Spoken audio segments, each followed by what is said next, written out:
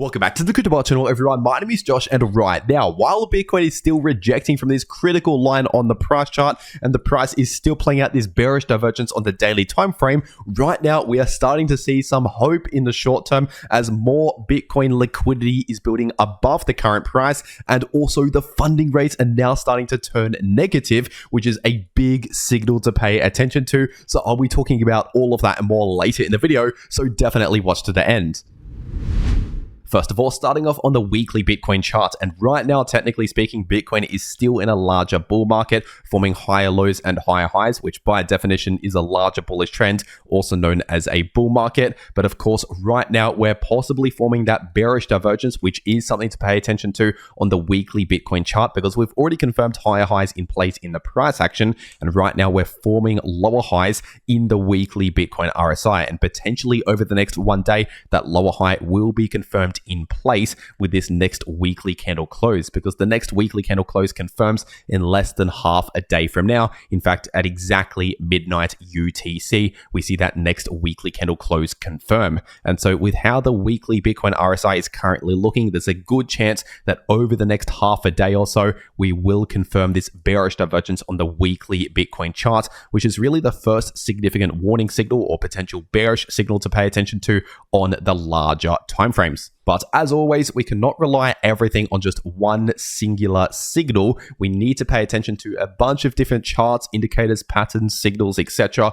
in order to get a good idea of what is most likely going to happen. And so that could potentially be one significant bearish signal on the larger timeframes. But at least for now, we still have more bullish signals than bearish signals, at least on the larger timeframes. And so first of all, on this 4-day Bitcoin chart, of course, the super trend indicator is still sitting in the green, indicating a larger bull market, and this will only flip back into the red if we see a confirmed candle close on the 4-day time frame back below around 82,000. So for now, this is another bullish signal to pay attention to.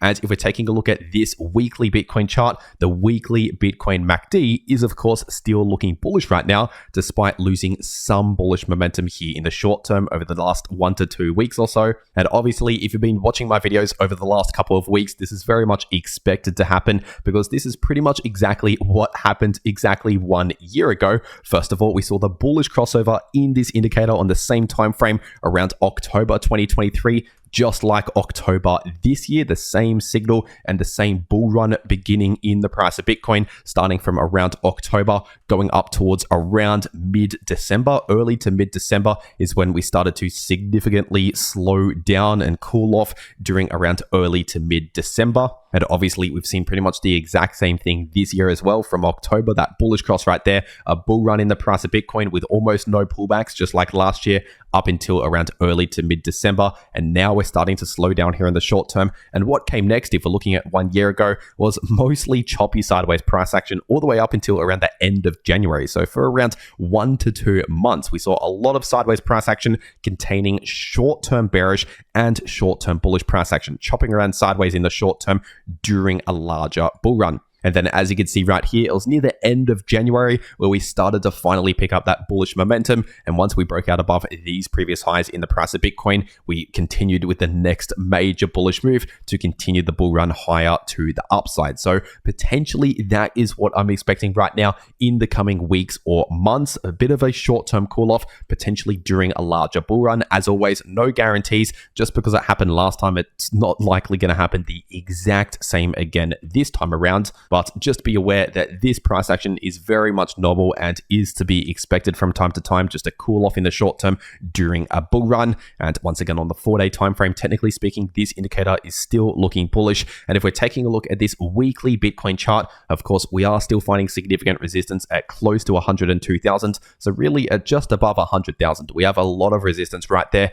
based on this Fibonacci level at just above 100,000, around 102,000, and also more resistance I'll talk about in just a moment. And of course, on this daily Bitcoin chart, technically speaking, this bearish divergence is still active, as I've been talking about since all the way back around here, close to a week ago now, well over half a week ago now. And so like I've been saying since then, we're likely going to see either a short-term pullback in the price of Bitcoin, or at the very least, a lot of choppy sideways price action in the short to midterm, talking about most likely in the next few weeks or so as the most likely outcome from a bearish divergence. So once again, a short-term cool-off or even a bit of a setback in the shorter term in the coming weeks as the most likely scenario due to this bearish divergence and due to other factors like the price running into major resistance, etc. But this still aligns very well with what we saw last year and with this weekly Bitcoin MACD. So once again, we're still seeing very much normal price action right now. This is not abnormal price action, so don't be surprised with this type of price action that's playing out in the shorter term during a larger bullish trend. And if you want to actually trade these moves in the price of Bitcoin or any other crypto,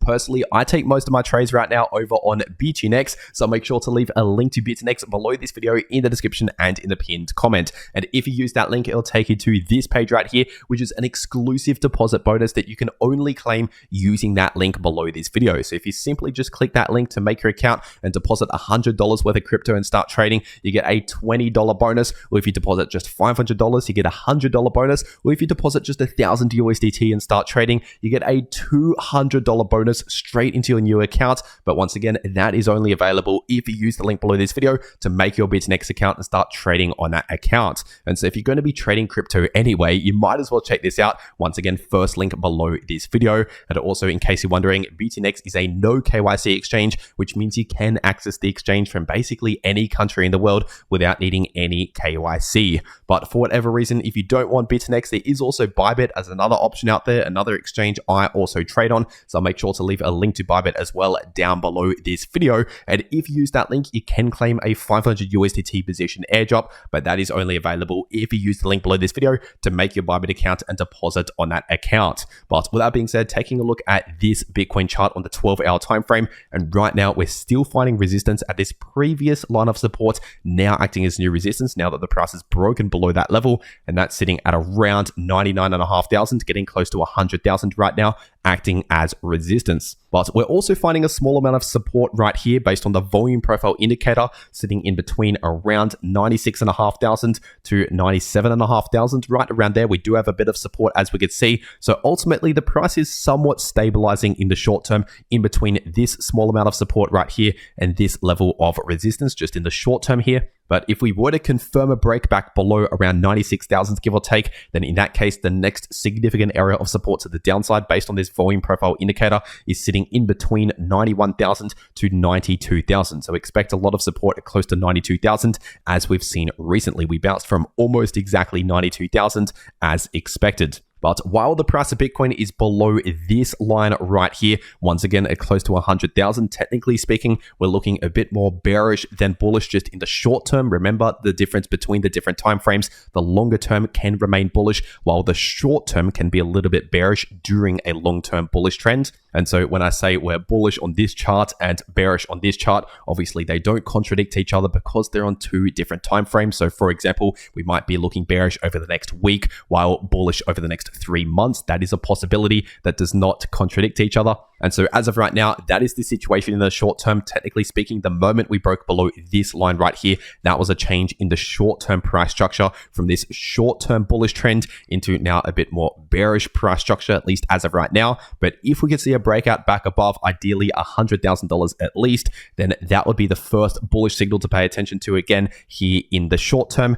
And ideally, we also need to see a breakout back above around 102,000 to start flipping much more bullish again, at least in the short term. And something else to watch out for to start flipping more bullish again in the short term would be an invalidation of this bearish divergence, which right now has not happened. The bearish divergence is still currently active. But for example, if we see a breakout here in the RSI on the daily time frame above this descending line of resistance and ideally above this previous high in the RSI, that would be a bullish signal pointing towards the invalidation of this bearish divergence with the price starting to flip more bullish. But with this latest pullback in the price of Bitcoin and break to the downside, this has tempted a lot of crypto traders out there to flip bearish in the short term or flip short on the price of Bitcoin and open short positions. And we can see that on the Bitcoin liquidation heat map because more and more liquidity is starting to build above the price of Bitcoin. As we can see, we have some liquidity at around 99.6K, some more liquidity at just underneath 103,000, more liquidity at around 105,500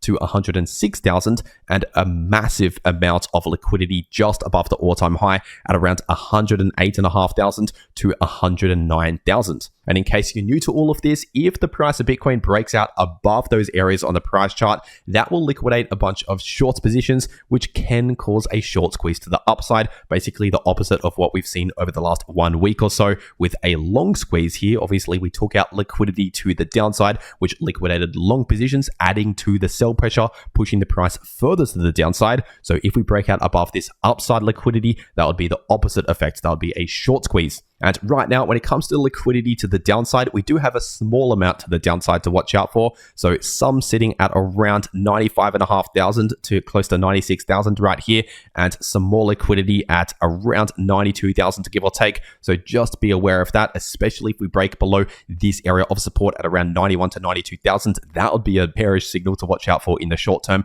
because we'll be breaking below support at the same time as wiping out a bunch of long positions, possibly causing a long squeeze. But for now, obviously, that has not happened. We're still finding support in that area and also a small amount of support at around 96 to 97,000, give or take. And if we're taking a quick look at the Bitcoin and crypto funding rates, right now, a lot of the funding rates across many different exchanges are starting to flip negative because the neutral rate for Bitcoin and crypto for these funding rates right here, the neutral rate is 0.01%. And right now, a lot of these funding rates, as you can see, are flipping below the neutral rate and even below zero into the negative. And so in case you're new to all of this, what this actually tells us is that right now there's a high demand for short positions. A lot of traders out there are wanting to enter short positions and not as many people wanting to enter long positions, to the point where some traders are willing to pay a premium in the funding fees to open and maintain those short positions. Because essentially when the funding rates are positive above 0% or above 0.01%,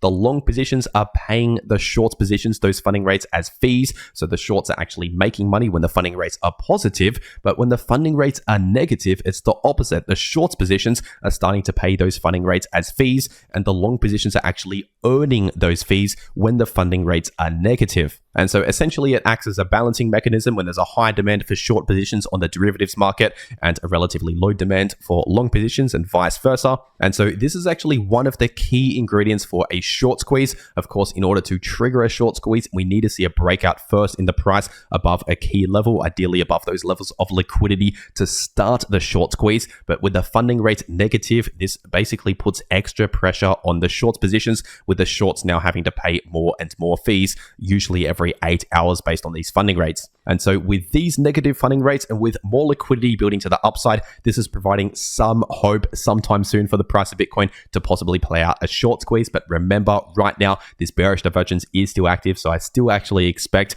most likely a bit of a pullback or some choppy sideways price action, most likely still for the next 1 or 2 weeks at least. But while this is playing out, especially if the funding rates flip more and more negative over the next 1 or 2 weeks, that could lead to a much larger short squeeze that could potentially come at some point later on. So just keep that in mind. And once again, if you want to get set up, ready to go to take these next trading opportunities in the price of Bitcoin or any other crypto, check out those links below this video to claim those extra bonuses over on those exchanges. And if you want to actually know how to trade crypto, no matter if the price is bullish, bearish, or chopping around sideways, then make sure to watch these videos popping up right here on your screen. The video in the top left shows you how you can profit from bullish or bearish price action using long positions or short positions. And the video in the bottom left shows you how you can easily profit from choppy sideways price action. But anyway, that is everything that I have to say for today. I really hope you enjoyed, and I'll see you all in the next video.